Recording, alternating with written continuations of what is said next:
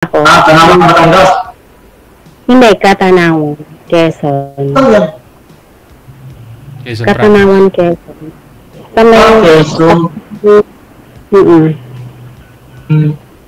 Balo ako. Balo ka. Ako wala naman ako since 2011. Dalawa yung anak ko, yung panganay ko, tapos na ng electrical engineer. Tapos yung bunso ko, kumukuha naman ngayon ng political science. Okay. Ako'y 4 ang anak. Malalaki na din. Ganda yan. May apo na ako talaga.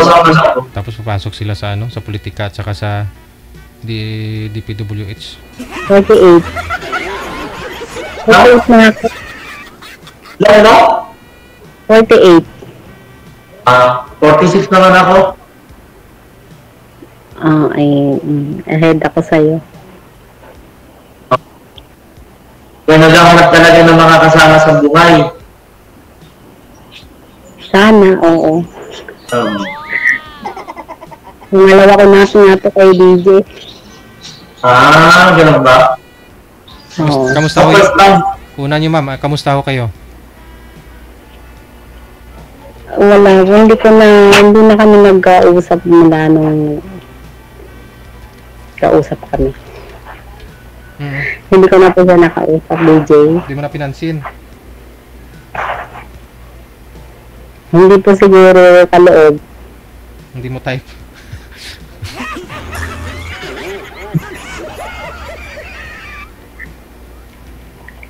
Hindi naman po. Siguro hindi po, kalooban ng Diyos.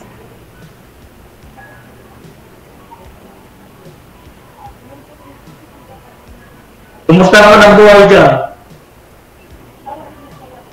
Okay lang. Okay lang naman. Dito lang ako. Dati akong OFW din. Pero saan ka nagtatrabaho? Dati, OFW din ako. OFW sa Hong Kong. Nung nag-aaral pa yung mga anak ko. So ba nila tapos na rin? Oo, dito na lang sa bahay ngayon. Kasama ng mga anak.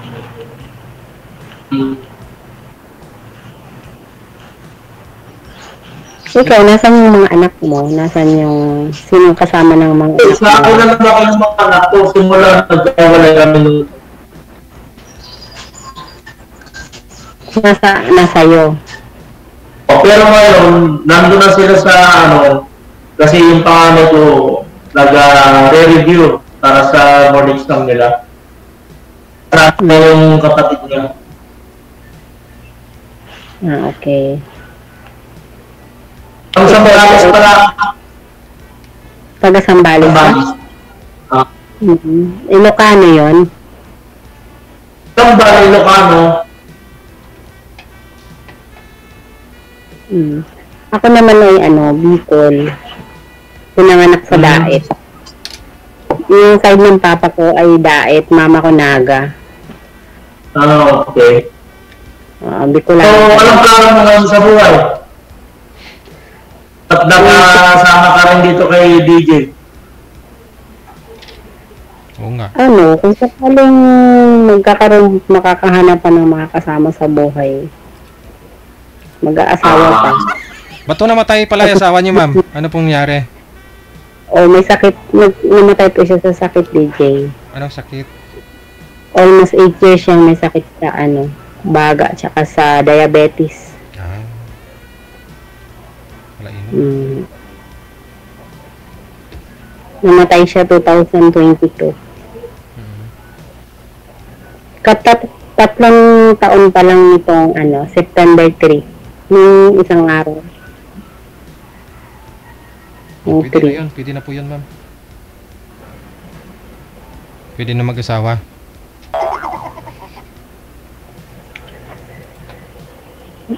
Pero sumali po kayo. Pero sumali po kayo dati, di ba?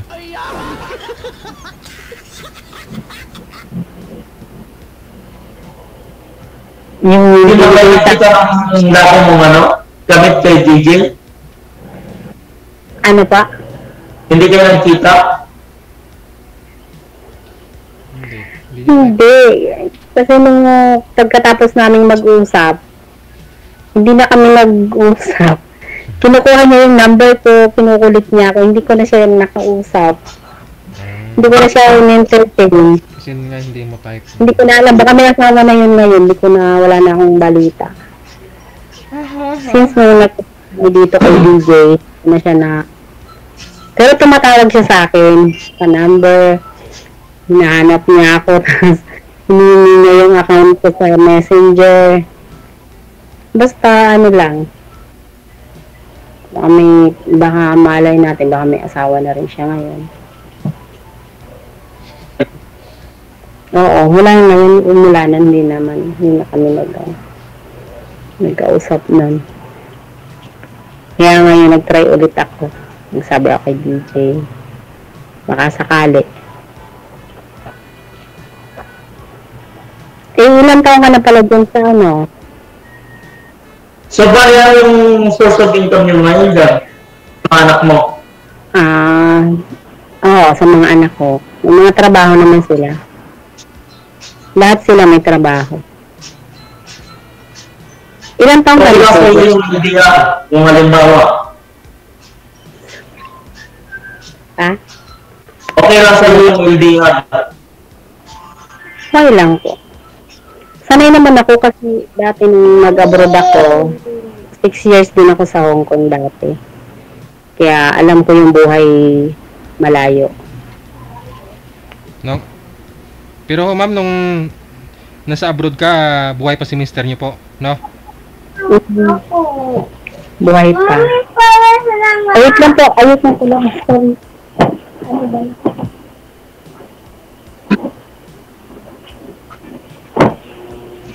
Sorry po, sorry. Okay lang naman po kasi sanay naman ako ng malayo sa kasi dati yun nga, nag-upload ako. Pero nung 6 years, yearly pa ako nagbabakasyon. Malapit lang naman eh. Ilang taon ka na po pala dyan sa saan bansa ka? Sabi ako? Saudi? Ilang taon ka na dyan? Ilang taon ka na dyan? Dito sa company namin, magto 2 years pa lang. Bago lang. Pero kung ako sa ibang bansa rin.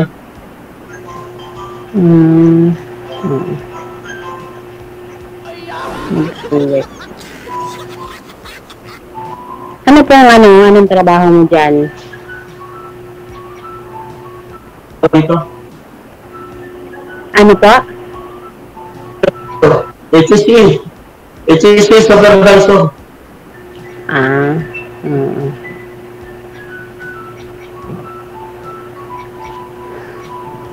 Kaya may save ka sa akin. Ano po? Ulit? May save ka sa akin.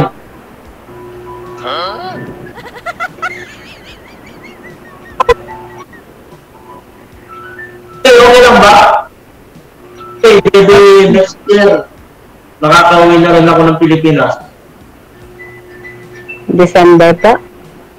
Hindi, next year. Next year pa naman. Okay. Madali lang naman ang panahon eh. Madali lang naman lumipas ang araw. Ilang yan.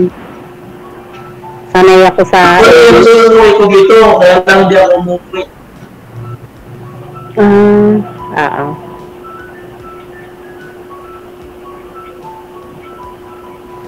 Para may tunog ako, tumutunog na cellphone na naririnig. Naglalaro po kasi ng cellphone yung apo kong babae. May apo na ako, sorry May apo na ako 3. Maaga kasi nakapag-asawa yung anak ko, babae. Saka yung panganay. Ilan na ho, apo mo ma'am? 3 po, DJ. Wow. So ikaw na lang ho'y nag-alaga sa mga apo mo ngayon? Yung isa lang po DJ kasi yung mama niya wala dito. Pero yung isa, yung babae ko, baka magiging dalawa siguro kasi nag-apply na sa sa Watson. Magtatrabaho na din. Kaya lahat sila may trabaho na. Magiging dalawa. Okay na maging maganda ang impact ng communication natin dalawa. Ano po? Ulit. Sorry po. Okay ka ako na maging maganda ang takbo ng communication natin dalawa. Tapos dito kay DJ. Opo. Ano ba? Oo naman po.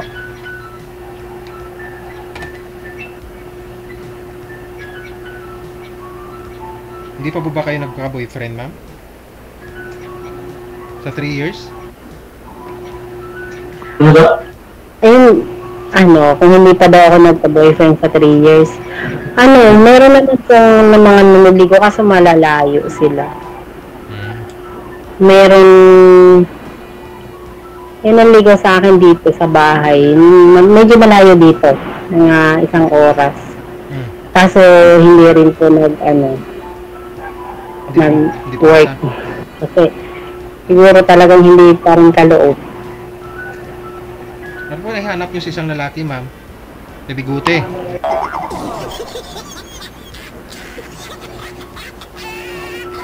Oy. Mga po, yung may bigote. Ayun na si sir. DJ, baka po may bigote na kaya binigay mo siya sa akin. Oo, baka nga ho.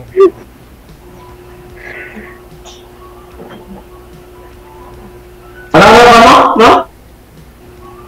Hindi po kasi sabi ni DJ kung ano daw pong hanap ko sa isang lalaki. Sabi niya may bigote. Sabi ko baka nga po may bigote. Yan, malulubot na ako, DJ. Hello? Ba't ganun? Sasali po kayo dito, lubat. 15 pa naman, kaya pa po. Kaya pa yan. Tanungin niyo po si sir para makilala niyo ho, ma'am. Ano status po niya? Oo, anong status mo nga pala? Sa ngayon. Sabi niyo sir kanina ay DJ, separated siya. Bakit to hiwalay? Sabi po niya, ba't po kayo naghiwalay ng asawa mo? Ano yun? Umuwi ako ng biglaan kasi gusto kong price yung anak ko. Kaya nangyari, buntis, nung dumating ako, nawala rin ako alam. Dumating ka, buntis na.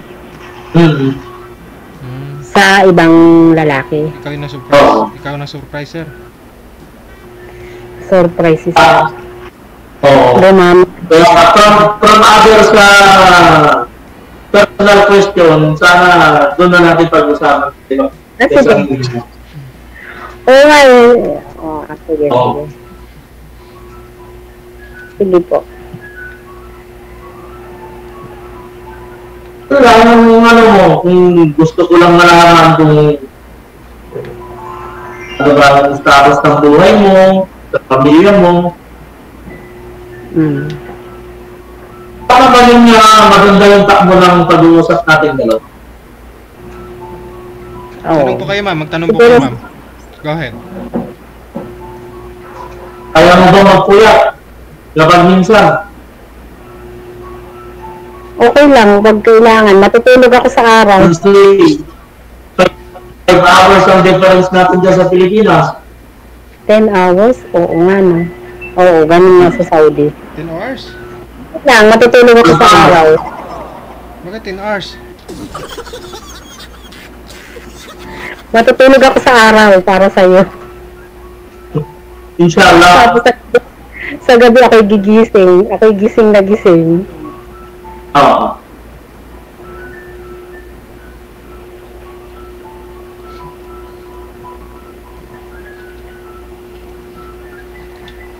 Hours pala yun. Ay, ang tanong ko lang po ay okay lang po sa inyo yung edad yung edad ko sa'yo. Wala namang problema sa akin sa edad. Mga akin lang, yung mapagkakatiwalaan na. Opo. Kasi gano'n naman talaga pag yung LDR eh. Hindi po kayo nagka-girlfriend, sir, mula ho nung naghiwalay po kayo ni misis mo. Actually, DJ, nagkaroon ako ng girlfriend noon, pero long distance. Wala rin, hindi rin po naging successful. Hindi rin kami nagkita.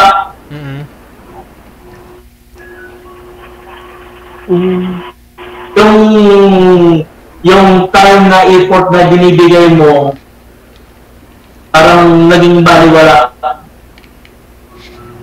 Alam mo na, ma'am, ha? Ilang years na po ba kayo hiwalay doon sa nanay po ng anak niyo, sir?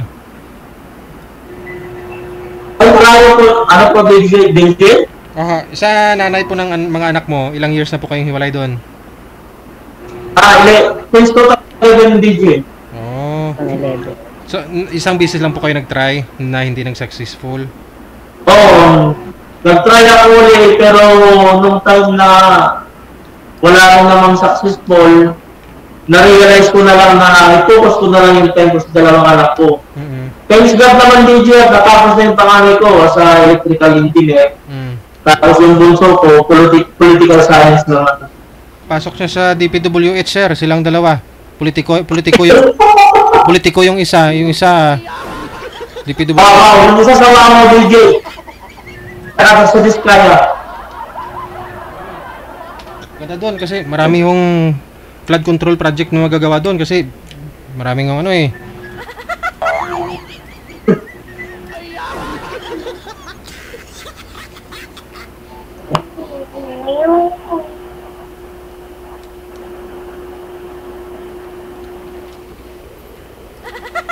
Ikaw po, ma'am, wala na ako kayong pinapaaral? Wala na po ngayon. Ano na lang, yung apo ko, yung isang binabantayan ko, yun lang po ang nag-aaral ng daycare.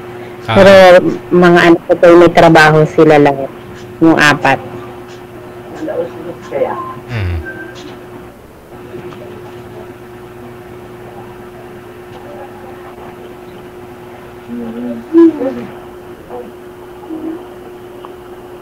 Sige ho, ma'am, magtanong pa ho kayo.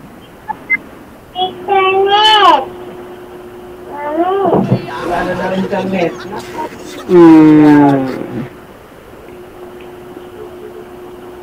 Mag-uusap na lang ko off-cam. Okay. Ayaw nyo nang nag-live, ma'am? Na maraming makakakita? Panay niya, DJ. Marami ka pong kasama dyan, ma'am? Yung mama ko po. Ay! Saka yung isa ko. Ex-husband mo? Yung mama ko po. At? Mama ko. Tsaka yung apo mo? Mama niya, DJ. Parang pala kayo yung isang bahay lang?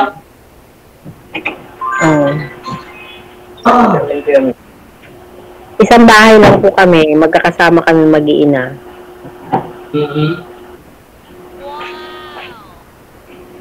May pusa ka, pusa. Mama ko. Ba't mo kinukurot yung nanay mo, ma'am? Nagulat tuloy. Hindi po. Mamaalam. Ay? Hindi na sila gumalaw? OFW TV Radio, powered by Gel FM 90.7. Connecting na si ma'am, sir. Oo nga po. Nalubat po siguro. Ay, ayun, bumalik. Bakit nawala, ma'am? Iyan na lang ako sa messenger ko. Kung ano yung nandyan sa Viber ko, yan din yung ano ko sa messenger.